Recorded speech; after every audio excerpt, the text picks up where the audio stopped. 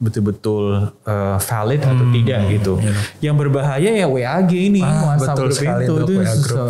ya kan.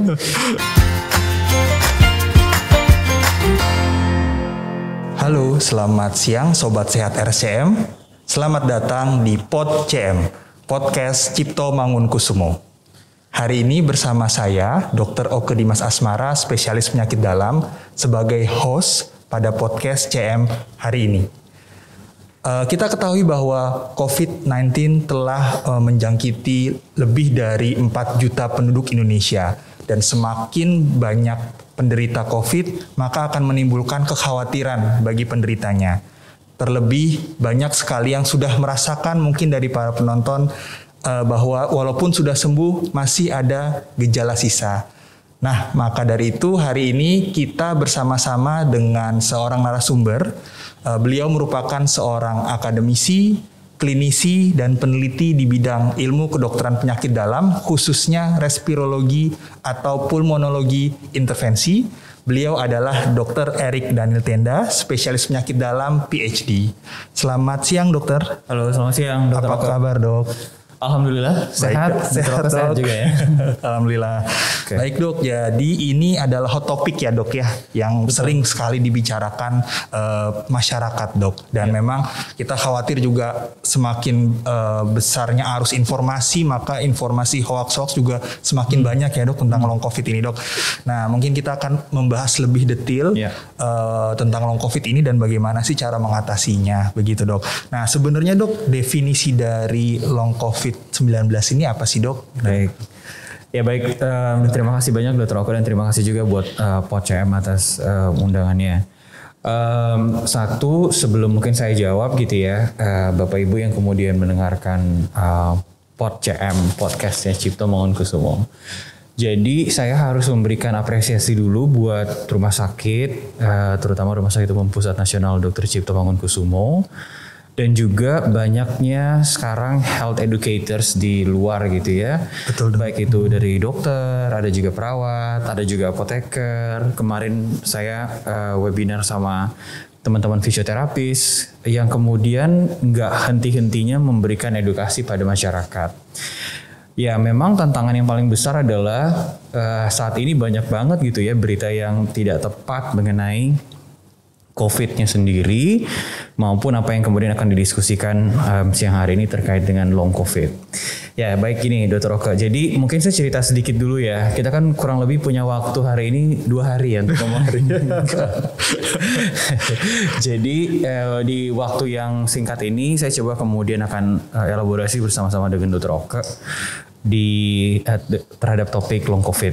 Jadi long COVID itu tuh sebenarnya Bapak Ibu dimulai dari adanya seorang berkebangsaan Inggris yang kemudian nge-tweet gitu ya. Ya pasti millennials gitu ya, karena millennials ini banyak sosial media ya dok.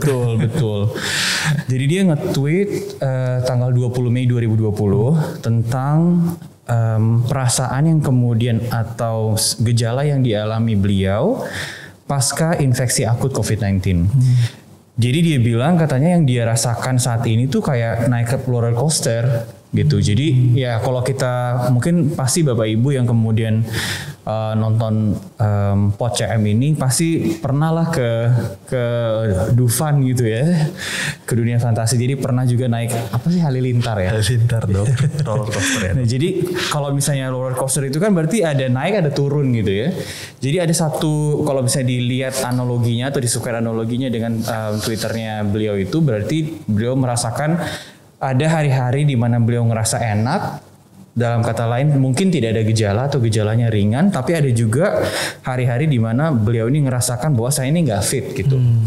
Nah dari situ kemudian tanggal 20 Mei 2020 sampai saat ini diskusi long COVID itu semakin banyak gitu ya. Seiring juga dengan banyak penelitian terkait long COVID, kemudian banyak organisasi kesehatan di negara-negara membuat panduan gitu ya atau guidelines mengenai long COVID itu sendiri. Betul dok. Nah jadi Dr. Oke tanggal kalau nggak salah bulan Oktober atau bulan November 2020 itu di Inggris salah satu organisasi kesehatan yang kemudian banyak mengeluarkan guidelines itu mengeluarkan satu panduan mengenai long COVID gitu ya. Tapi sebelum mereka ada juga yang namanya OFID, Open Forum Infectious Disease, yang kemudian mendefinisikan long COVID sebagai adanya persistent symptoms atau gejala yang menetap 3 minggu setelah onset gitu ya. Onset itu Bapak Ibu pertama kali kemudian Bapak Ibu mengeluhkan adanya gejala yang diduga COVID gitu ya. Nah, jadi itu 3 minggu. Nah, tapi kemudian seiring dengan berkembangnya penelitian dari NICE juga bilang 4 minggu. Nature 2021 bilangnya 4 minggu patokannya. Jadi definisinya sekarang yang digunakan mengenai long COVID itu adalah persistent symptoms atau simptom yang menetap. Yang kedua delayed symptoms. Dan yang ketiga chronic symptoms. Jadi persistent menetap, delayed baru belakangan. Kemudian chronic symptoms which is jangka panjang. Nah, itu kurang lebih definisinya mengenai long COVID. Nah, sedikit lagi Dr. Roko. Jadi kalau misalnya tadi kita udah tahu patokannya 3 minggu, Nature pakai 4 minggu, termasuk juga NICE pakai 4 minggu. Itu mereka kemudian membagi lagi, terutama yang di Nature itu membagi lagi keadaan long COVID. Ada yang namanya subakut, ada yang namanya kronik. Kalau berarti dibagi atas periode waktu, maka yang dimaksudkan dengan subakut itu 4 sampai 12 minggu dan 12 minggu adalah kronik. Batas untuk kronik ya Dok ya. Kurang lebih seperti itu. Baik Dokter, jadi memang gejala yang persisten ya Dok ya. Betul. Yang menetap setelah 3 atau 4 minggu setelah terkena akut onsetnya. Nah, ini yang sering banget ditanyakan Dok. Dok, saya gejalanya ini termasuk long COVID. Gejalanya A, B, C, D. Jadi banyak sekali gejala. Nah, gejala yang menetap itu bisa apa aja sih Dok pada long COVID ini Dok? Betul. Jadi saya rasa ini pertanyaan yang paling sering ditanyakan ke kita ketika kemudian bertemu Bapak Ibu yang setelah infeksi akut kontrol kemudian ke poliklinik rawat jalan gitu ya terhadap keluhan yang masih dirasakan oleh Bapak Ibu. Memang kalau ngomong spectrum of disease gitu ya atau misalnya gejala yang dialami oleh pasien long COVID banyak banget gitu. Mulai dari yang paling sering dikeluhkan mungkin Bapak Ibu yang dengerin PodCM sekarang ini ada yang masih ngerasa aduh kok saya masih capek nih kalau buat aktivitas gitu ya. Kemudian keluhan batuk gitu atau keluhan sesak nafas kalau beraktivitas sedang atau aktivitas berat gitu. Spectrum of disease-nya ini banyak, bukan cuma yang tadi, tapi kurang lebih ada juga, saya rasa mungkin Bapak Ibu yang dengerin pernah ngebaca artikel beberapa hari yang lalu bahwa dibilang gejala long COVID itu bisa sampai 52. 52 gejala Dok? Iya. Wah.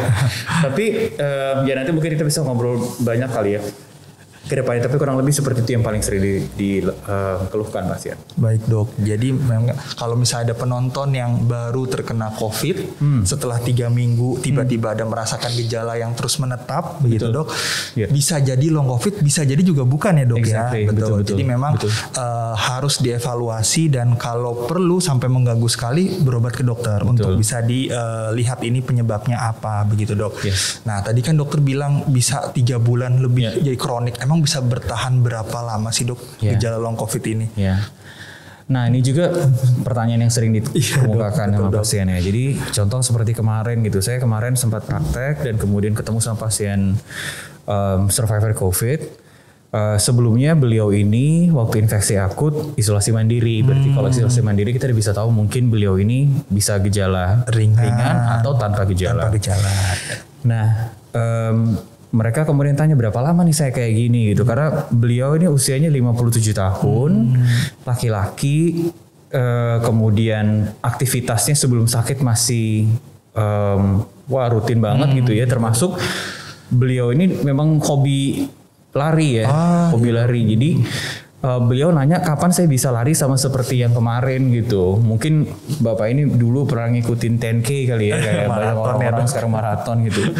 Nah tapi terkait dengan gejala berapa lama, banyak yang bilang gejala itu bisa persist sampai 12 minggu atau lebih. Bahkan ada yang bilang sampai 8 bulan gitu ya.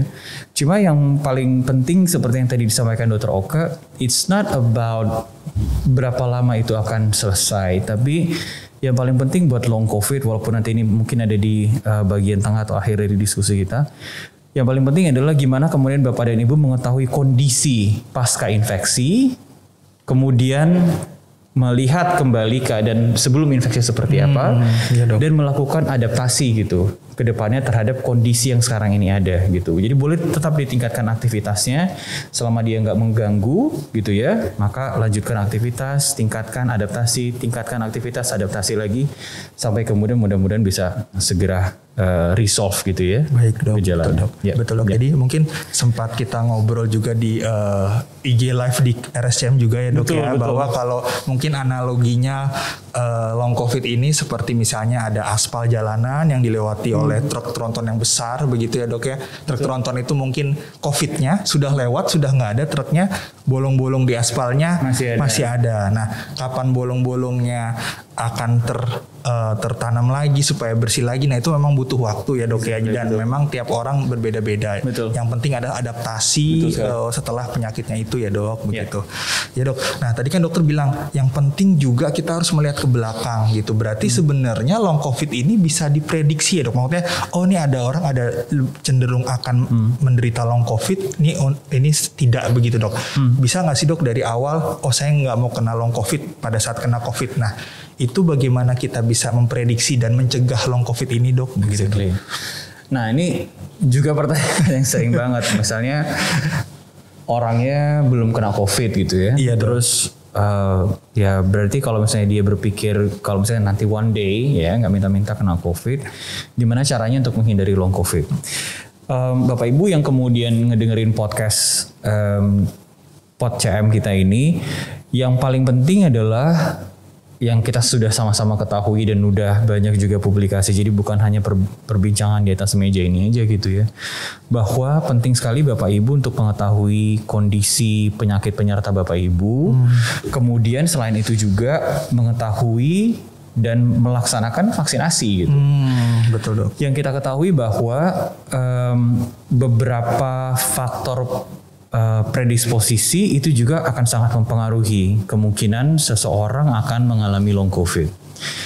Tapi one thing for sure, dan ini udah pasti dan udah ada penelitiannya, bahwa kalau Bapak Ibu kemudian sudah vaksinasi gitu ya, dan lengkap ya, bukan cuma vaksinasi sekali loh, vaksinasi lengkap gitu ya. Jadi kalau misalnya dengan Sinovac 2 dosis gitu ya, AstraZeneca 2 dosis gitu. So far sih yang ada di Indonesia semuanya masih required 2 dosis ya. Betul dong.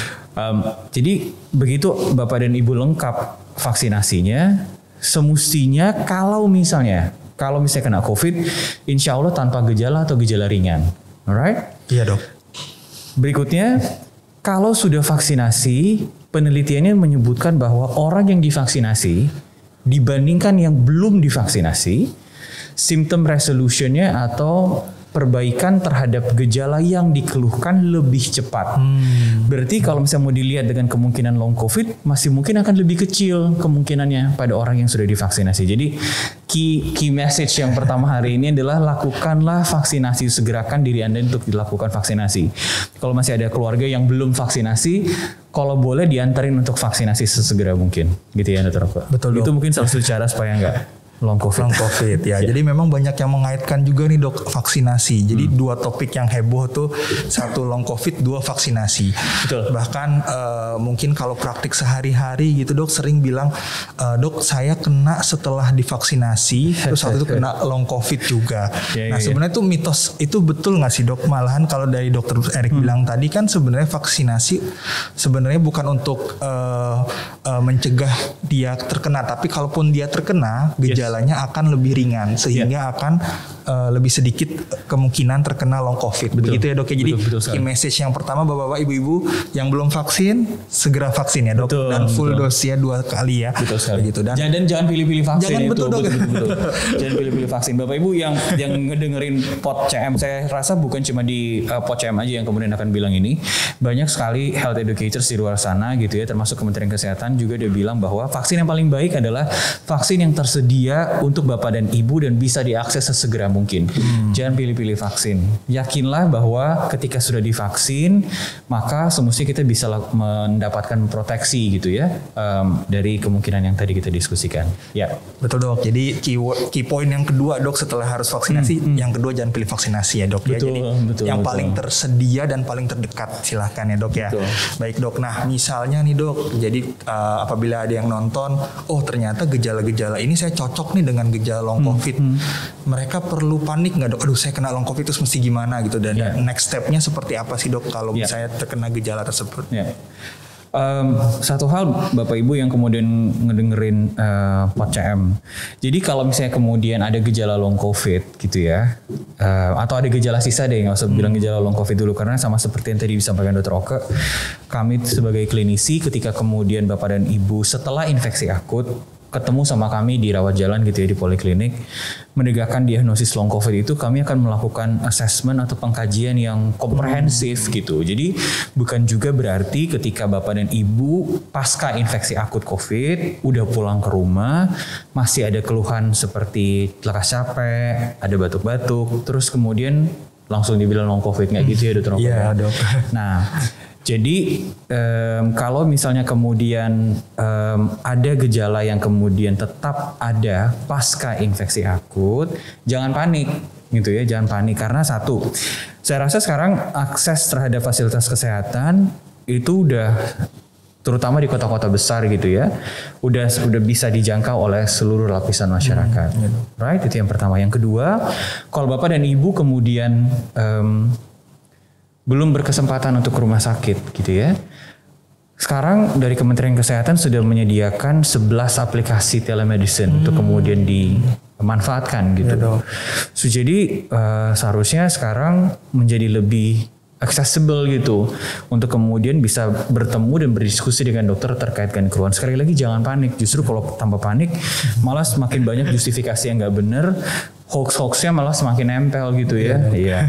Jadi pokoknya jangan panik, ketahui dulu gejalanya dan kemudian konsultasikan. Nah pertanyaannya nih, kapan mesti konsultasi sih gitu? Dikonsultasikan apabila kalau kemudian Bapak dan Ibu ngerasa bahwa keluhan tersebut mengganggu kualitas hidup. Nah pasti nanya juga, kualitas hidup tuh gimana gitu ngukurnya ya kasih. As simple as, jadi sesederhana Bapak dan Ibu kemudian ngelihat saya ini bisa tidur malam dengan pules atau enggak. Maksudnya kalau misalnya Bapak dan Ibu ada keluhan kayak batuk, sesak nafas, malam-malam tuh terbangun nggak karena keluhan itu. Kalau misalnya memang terbangun karena keluhan itu, dan kemudian misalnya aktivitas minimal di rumah gitu, misalnya ibu-ibu kan biar beberes gitu ya pagi-pagi gitu ya, sebelum sakit gitu ya, sebelum sakit bisa beberes semua kamar, dapur dan lain-lain gitu ya.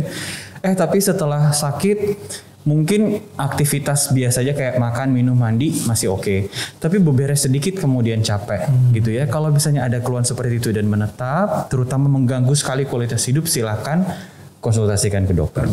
Baik dok, jadi memang hati-hati juga kalau ingin mendiagnosis diri sendiri dengan long covid ya dok. Betul. Boleh ada kecurigaan, boleh, tapi untuk memastikannya jika sampai mengganggu aktivitas sehari-hari, baiknya diperiksakan ke dokter ya dok. Betul. Karena memang banyak juga nih dok sekarang, karena memang banyak penyintas covid, dan kan kalau pasien yang dirawat kita berikan obat-obat anti radang, menekan imun gitu ya dok ya. Tiba-tiba datang dengan penyakit yang lain gitu dok. Misalnya kok tiba-tiba kena infeksi misalnya TBC, atau ternyata ada pengentalan darah gitu. Jadi untuk menentukan nih suatu long covid atau penyakit baru yang muncul setelah covid, memang perlu investigasi lebih lanjut ya dok ya. Gitu dok. Nah untuk yang gejalanya dok, tadi kan sampai mengganggu kualitas hidup ya dok ya. Gejala apa yang mesti kita perhatikan? Yang tadi dok sampai investigasi, misalnya mengganggu, kadang-kadang orang kan mengganggu aktivitas hidup. Orang Indonesia terkenal kuat-kuat ya dok ya. Jadi kalau nggak masih bisa jalan gitu dok, jadi masih di rumah aja gitu dok. Tapi ada nggak sih dok kayak gejala spesifik yang mesti kita perhatikan dok? Mungkin kalau sebagai contoh, saya pernah dapat pasien yang kerja kantoran gitu dok. Tiba-tiba dia susah loadingnya gitu dok. Jadi mungkin salah satu gejalanya bisa brain fog seperti itu. Nah Nah, mungkin ada gejala-gejala yang lain yang mesti kita khawatir bahwa oh ini harus diperiksa lebih lanjut begitu dok. Ada nggak dok kira-kira dok? Jadi kalau berdasarkan penelitian ada banyak sekali gejala yang 52 tadi ya dok. Iya, itu yang berdasarkan berita di media elektronik ya. Nah, jadi kalau misalnya ada gejala-gejala seperti sesak nafas yang kemudian betul-betul mengganggu bapak dan ibu gitu ya. Di rumah misalnya aktivitas ringan aja kayak mandi, makan, minum tuh sesak gitu, ya kan? Nah, jadi kalau untuk sesak ini atau sesak nafas ini saya yakin bapak dan ibu di rumah, terutama di era pandemi ini mengukur saturasi oksigen pakai alat pulse oximeter itu udah jadi semua orang kayaknya punya gitu ya, terutama di kota besar gitu. Jadi kalau misalnya memang punya, ya dilihat hasil pulse oximeternya gitu ya, saturasi oksigennya apakah lebih dari 95 atau kurang dari 95 misalnya seperti itu. Baik dok. Dan jadi ada parameter terukurnya. Kemudian frekuensi nafas gitu ya. Jadi kalau misalnya nafas normal itu 12 sampai 20, nah ini lebih dari 20 kali. Dan ditambah juga dengan adanya keluhan-keluhan misalnya ya tadi cepet capek gitu ya dengan aktivitas-aktivitas rutin saja. Tapi keluhan lain seperti brain fog gitu ya. Brain fog tuh gimana bahasa Indonesia ini ya? Brain fog itu kali ya dok. Iya mungkin ya, itu sulit konsentrasi gitu ya. Iya dok. Sulit konsentrasi itu memang sering dilaporkan. Nah, yang paling penting Bapak Ibu bahwa karena tadi kita udah ngomong spectrum disease ya, atau maksudnya gejala COVID-nya itu banyak banget gitu ya yang dilaporkan. Yang paling utama adalah saya mau, karena di era sekarang ini kesehatan mental itu bukan kayak beberapa dekade yang lalu gitu ya. Jadi buat Bapak dan Ibu yang kemudian mengalami keluhan seperti cemas gitu ya, kemudian depresi gitu, kemudian sulit konsentrasi ya, itu silahkan konsultasikan gitu ya, karena pasti otomatis keluhan-keluhan seperti itu tuh akan sangat mengganggu Bapak dan Ibu gitu. Satu hal yang kemudian perlu juga disampaikan di sini Dr. Oke adalah segala keluhan pasien pasca infeksi akut dari COVID adalah valid gitu. Jadi jangan kemudian bilang wah nanti kalau saya berobat ke Dr. Oke ini dipikirnya saya ngada-ngada nih. Enggak. Jadi semua keluhannya valid, silakan didiskusikan. Selama kemudian bisa diakses dokter-dokternya atau nakes yang ada, diskusikan, dan itu yang paling baik gitu ya, biar bisa dicari way out yang terbaik. Baik dok, siap dok. Nah, salah satu juga pertanyaan yang sering ditanyakan dok. Saya kalau misalnya ada keluhan dok, ini suatu long COVID atau mungkin nggak sih dok terjadi reinfeksi dok pada pasien COVID dok. Jadi ini ada keluhan baru, kok saya masih batuk-batuk terus gitu. Masih mungkin reinfeksi nggak dok? Misalnya reinfeksi itu terjadinya infeksi lagi ya dok ya setelah udah sembuh begitu. Bagaimana dok? Jadi ada satu guidelines yang kemudian dikeluarkan dari Pan American mengenai reinfections. Reinfeksi itu mereka pakai batasan waktu lebih dari 90 hari dan adanya hasil PCR yang kemudian menjadi positif. Nah, tadi nih sebelum sampai ke situ ya, berarti kalau dibilang adanya PCR yang kembali jadi positif, berarti sebelumnya kalau misalnya orang yang sakit COVID itu kan dilakukan pemeriksaan swab PCR nih Dr. Oke di saat infeksi akut. Kemudian dari positif jadi negatif. Gitu ya, PCR-nya, bukan antigennya ya, PCR-nya. dok. Nah, soalnya masih banyak tuh yang pakai antigen. Nah, jadi kalau misalnya kemudian hasil dari positif kemudian sudah konversi itu Bapak Ibu berarti sudah dari positif jadi negatif, itu namanya konversi. Kemudian 90 hari setelahnya ada keluhan dan diketahui hasil PCR-nya menjadi positif lagi, itu yang disebutkan sekarang ini dengan reinfeksi. So, jadi menetapkan reinfeksi ini juga ya harus hati-hati gitu ya, karena untuk membedakan dengan keluhan long COVID yang tadi. Nah, intinya sekarang kalau misalnya long COVID itu berbedanya dengan yang tadi adalah long COVID itu PCR-nya pasti masih mungkin negatif gitu. Kebanyakan pasti negatif. Kalau dilihat di Nature itu jelas banget adanya konversi antara PCR positif menjadi PCR negatif gitu ya. So itu udah dua yang berbeda. Sementara kalau reinfeksi pasti harus ada PCR yang positif gitu. Nah, dari segi gejala juga pasti otomatis intensitasnya akan berbeda gitu ya. Jadi contoh di salah satu paper yang dipublish tahun 2021 juga terkait dengan pasien-pasien yang dilakukan follow up atau diikuti perkembangannya dari mulai infeksi akut 3 sampai 12 minggu dan seterusnya, bisa dilihat bahwa spektrum dari penyakitnya itu, jadi kalau misalnya dikeluhkan adanya batuk, sesak nafas dan kelelahan di saat infeksi akut, itu berbeda intensitasnya ketika sudah pasca perawatan. Jadi intensitas ini juga akan memberikan informasi ke kita apakah ini memang long COVID atau ini sesuatu yang baru ya dok, infeksi ya dok ya. Baik dok, jadi mesti ya 90 hari ya dok ya, dan memang kejadian reinfeksi setelah COVID memang masih sedikit dilaporkan ya dok ya. Karena memang terkait dengan antibodi yang tumbuh setelah seseorang terkena COVID-19 gitu dok. Jadi kalau kita lihat sequence yang kita udah ngobrol bareng-bareng nih dok, jadi sebelumnya untuk mencegah long COVID vaksinasi ya dok. Lalu kalau jangan pilih-pilih vaksinasi. Kalau amit-amit sudah terkena COVID, berarti harus periksa ke dokter dan ditentukan nih COVID-nya tanpa gejala, ringan, sedang, berat. Nanti akan diobati sesuai guideline yang ada ya. Setelah itu, setelah sembuh harus aware apakah ada gejala-gejala long COVID. Jika meragukan dan mengganggu kualitas hidup, periksa ke dokter. Nah, setelah ditentukan akhirnya, oh saya kena long COVID nih dok, ketemu dokter nih. Kira-kira ada tips and trick nggak dok? Misalnya setelah sembuh, apa yang bisa saya lakukan untuk mencegah long COVID ini lebih parah begitu dok? Jadi kalau misalnya bapak dan ibu sudah sembuh dari infeksi akut dan misalnya belum divaksin gitu ya? Iya dok. Itu dulu ya. Jadi kalau sembuh dan belum divaksin bapak ibu, sekarang Kementerian Kesehatan masih bilang 3 bulan setelah selesai dinyatakan sembuh gitu ya. Iya dok.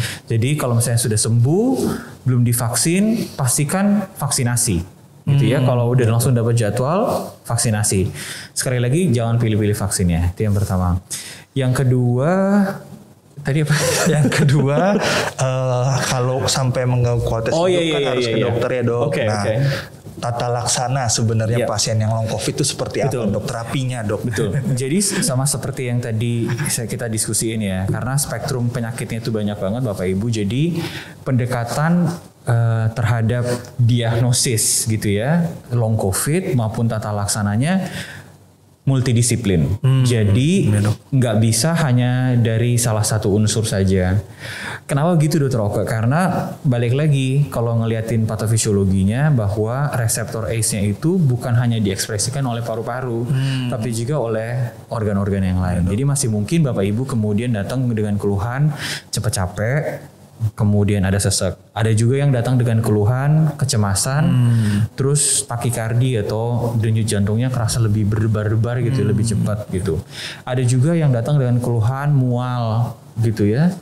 Nah jadi pendekatannya itu selain multidisiplin, sekarang kita melakukan pendekatan dengan sistem clustering. Clusteringnya itu maksudnya mengumpulkan gejala-gejala yang mempunyai interkonektivitas antara satu dengan yang lainnya gitu ya, yang kuat. Jadi contoh misalnya nyeri dada sama batuk gitu ya, kemudian nyeri otot sama misalnya keluhan kecemasan gitu. Jadi ada simptom clustering gitu. Iya dok.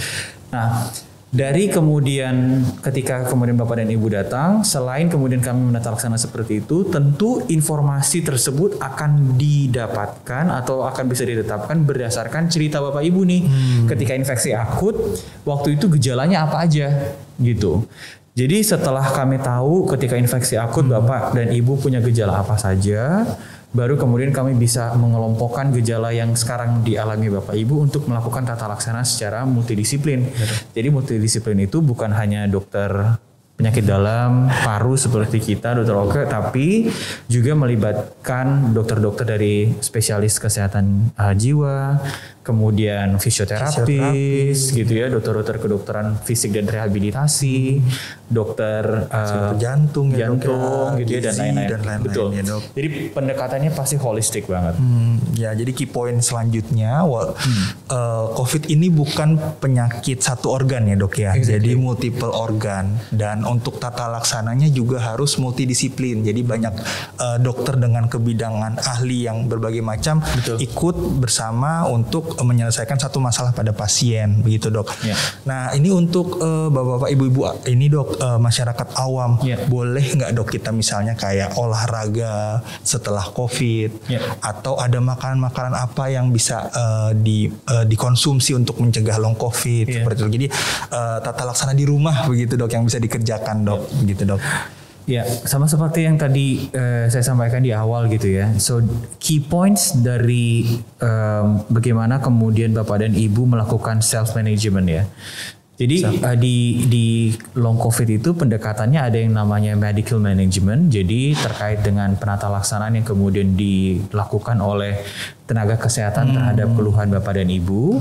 Ada juga yang namanya self management atau penata laksanaan yang dapat dilakukan secara mandiri di rumah. Ya. Nah, jadi yang mandiri di rumah seperti yang tadi. Jadi kalau misalnya Bapak dan Ibu kemudian ada gejala seperti batuk, sesek yang kemudian masih mengganggu, ya tadi melakukan monitoring saturasi itu juga tetap dapat dilakukan. Nah, tadi saya sempat menyebutkan mengenai proses peningkatan aktivitas dan adaptasi. Iya dok. Gitu ya. Jadi hal berikutnya yang kemudian terkait self management ini adalah melakukan tadi boleh ditingkatkan aktivitasnya secara bertahap dan melakukan adaptasi, karena itu yang paling penting. Demikian juga untuk olahraga gitu. Jadi kalau misalnya kayak tadi Dr. Oke kan analoginya pakai jalan yang aspal dilewati truk gede ton gitu bolong-bolong. Nah jadi otomatis, atau let's say misalnya kayak gini kali ya,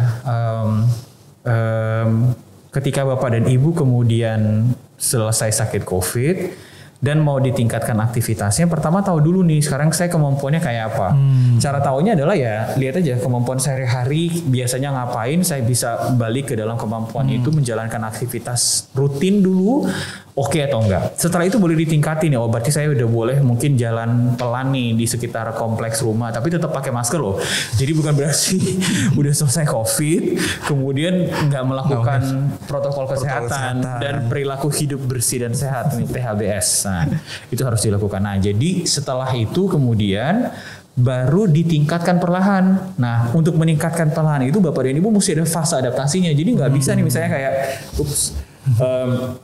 ada pasien gitu ya, terus mau ke dokter Oke. Nah, misalnya pasiennya saya deh gitu. Terus saya bilang ke dokter Oke, saya sebelum sakit COVID, saya ini pelari maraton 10K. Baru selesai COVID saya 2 minggu lalu. Minggu depan saya mau daftar nih 10K dok gitu. Kebetulan hadiahnya gede gitu ya. Nah jadi Bapak dan Ibu boleh nggak sebenarnya? Jawabannya adalah mengetahui dulu kondisinya.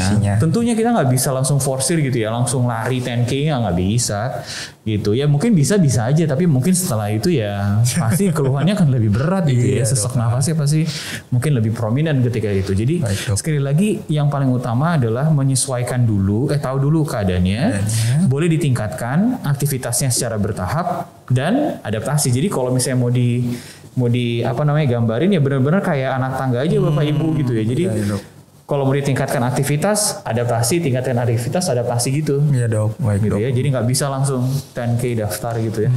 Siap dok, sudah sangat jelas dok.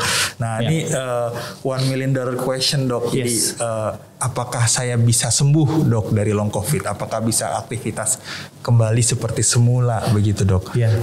Jadi mungkin saya tarik ke belakang dulu ya Dr. Oke.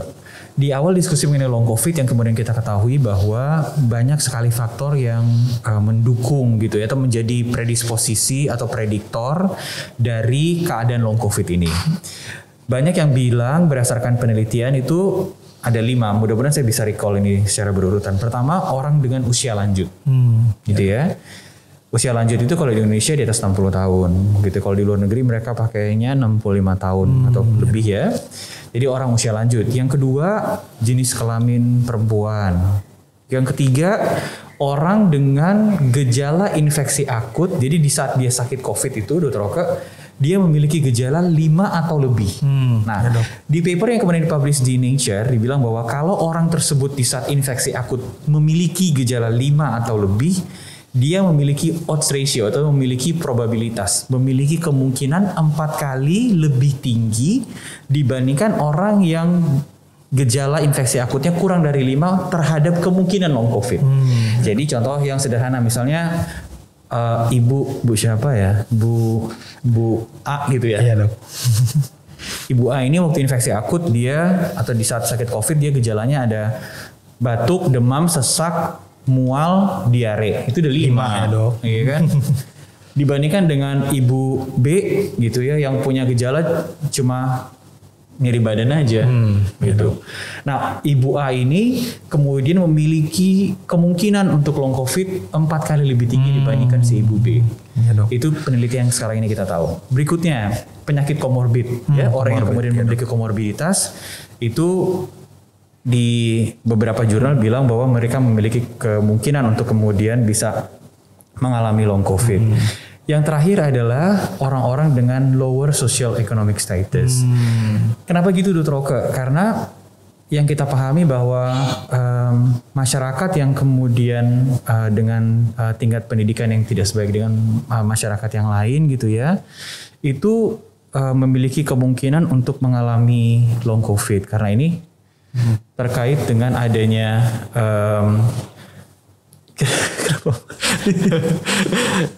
Jadi yang low social status ya dok ya, betul. Itu lebih beresiko untuk jadi ini saya ke distrak karena itu nyala lagi. Jadi jangan lupa dengerin podcast Cipto Mangunkusumo. Oke, kita lanjutin. Jadi lower social economic status. Jadi itu karena yaitu tingkat pendidikan yang kemudian akan sangat berpengaruh terhadap pemahaman dari orang tersebut gitu ya.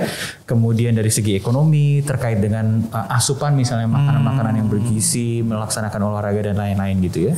Tapi saya yakin bahwa Bapak dan Ibu yang kemudian sekarang ini mendengarkan pod Cipto ini udah balik layarnya.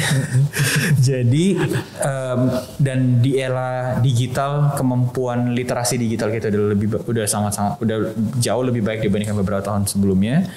Maka kalau misalnya Bapak dan Ibu kemudian mau menelusuri lebih lengkap gitu ya atau mengkonfirmasi apa yang kita diskusikan tadi terkait dengan long COVID, bisa kemudian cari informasinya. Tapi sekali lagi ya, mencari informasi itu di Google juga harus hati-hati gitu betul, ya. Betul. Nah, yang paling kalau di Google tuh masih bisa ngeliatin gitu atau di web gitu ya, ngeliatin apakah ini dari informasi yang betul-betul valid atau tidak gitu. Iya. Yang berbahaya ya WAG ini, WhatsApp group itu ya kan. Nah, jadi intinya boleh kemudian melihat di situ untuk informasi-informasi yang praktis gitu ya, apa yang perlu dilakukan. Atau kalau mau rujuk boleh ke webnya Kementerian Kesehatan gitu ya, atau rumah sakit gitu ya seperti POD-CM untuk mendapatkan informasi tambahan. Ya. Baik dok, jadi memang harus betul-betul hati-hati ya dok ya kalau terima informasi, harus cek dan dicek sumbernya dari mana ya dok ya. Betul. Ya dok. Nah tadi juga ada yang sempat disebut Dokter Erik belum kita bahas lebih dalam tentang komorbid ya. Jadi komorbid itu penyakit penyerta ya dok ya, yang seseorang punya, misalnya bapak ibu amit-amitnya terkena COVID, tapi memang sudah punya diabetes lama, sudah punya sakit jantung lama, itu juga harus ditata laksana dengan baik ya dok ya, agar long COVID-nya ini tidak menjadi lebih berat lagi. Begitu dok. Nah dok, ini sudah 30 menit waktu kita dok, sudah lebih bahkan ya dok. Kita kalau ngomongin long COVID kayaknya 2 hari pun juga nggak akan selesai ya dok ya. Saya malah rencananya 2 hari nih. 2 hari ya. Begadang kita dok di sini dok. Nanti mungkin kita bisa ngobrol lagi ya. Iya dok, betul dok. Part 2 baik dok. Okay. Nah dok, ini buat terakhir dok, take home message. Jadi apa poin penting yang ingin dokter sampaikan ke para penonton POD-CM ini dok, yang penting dok. Baik, terima kasih. Sekali lagi terima kasih banyak atas undangannya untuk saya dan Dr. Oke berbagi di sini, berdiskusi dengan topik long COVID. Mungkin saya ada 2 nih Dr. Oke. Pertama mungkin pesan buat dokter, teman-teman dokter dan nakes. Yang kedua untuk masyarakat ya. Jadi untuk Bapak dan Ibu tenaga kesehatan mendiagnosis long COVID itu kita harus membuat diferensial diagnosis sebanyak mungkin gitu ya. Jadi bukan berarti sekali lagi ketika ada Bapak dan Ibu yang masih mengeluhkan adanya gejala long COVID, misalnya pasien dokter gitu ya atau prof, kemudian bahwa ini long COVID gitu. Jadi buatlah diferensial diagnosis sebanyak mungkin. Masih mungkin tadi seperti yang disampaikan Dr. Oke, selesai infeksi akut ternyata tuberkulosis pasiennya gitu ya. Bukan long COVID kan? Iya dok. Terus itu untuk para dokter.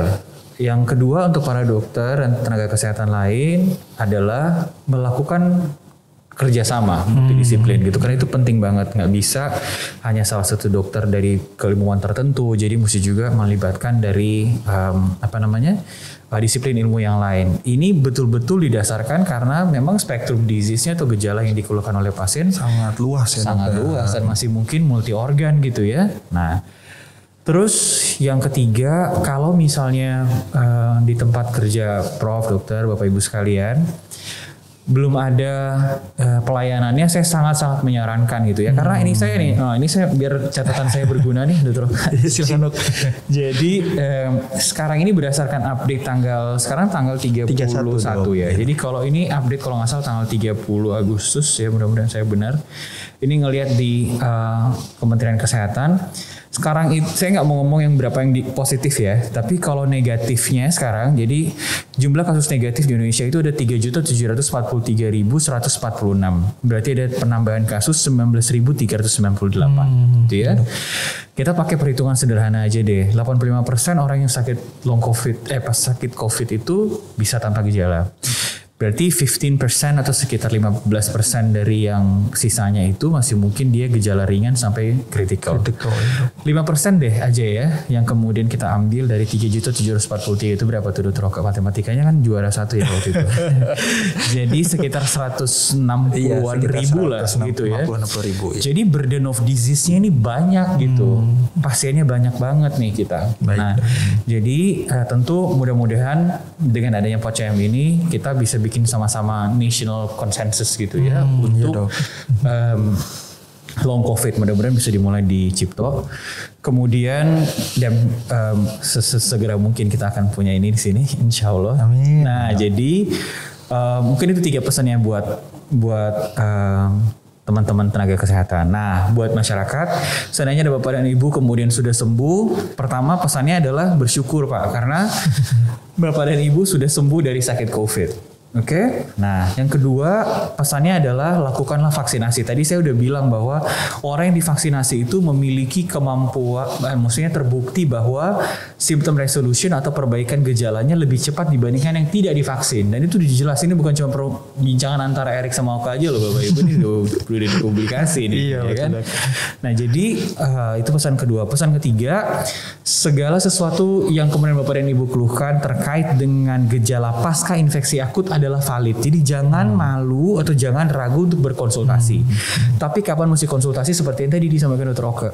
Apakah keluhan tersebut betul-betul sudah mengganggu kualitas hidup? Kalau sudah mengganggu kualitas hidup, merasa gak nyaman, silahkan boleh datang ke Rumah Sakit Cipto Mangunkusumo bertemu dengan saya, bertemu dengan Dr. Oke gitu ya, untuk kemudian mengkonsultasikan kesehatan Bapak dan Ibu.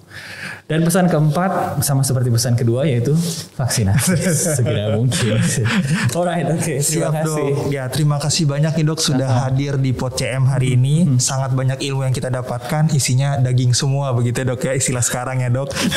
Semoga bermanfaat untuk semua penonton POCM dan untuk dokter sehat-sehat selalu ya Dok ya. Terima kasih Dr. Oke juga, sehat-sehat. Ya Dok, selamat dan sukses Dok buat penelitian-penelitian selanjutnya. Semoga dapat kita bisa terus bermanfaat untuk mengendalikan long COVID ini ya Dok ya.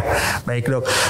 Oke Sobat Sehat RSCM, terima kasih atas perhatiannya sudah menonton POCM pada episode kali ini. Jangan lupa untuk selalu patuhi protokol kesehatan dan tidak bosan-bosannya kami mengingatkan jangan lupa segera vaksinasi. Baik, jangan lupa juga subscribe, like dan share channel YouTube RSCM Jakarta dan juga Spotify podcast RSCM untuk update informasi kesehatan. Baik, sekian dari kami. Terima kasih banyak dan sehat selalu untuk Bapak Ibu semua. Wassalamualaikum warahmatullahi wabarakatuh. Waalaikumsalam. Terima kasih dokter. Terima kasih Dr. Oke.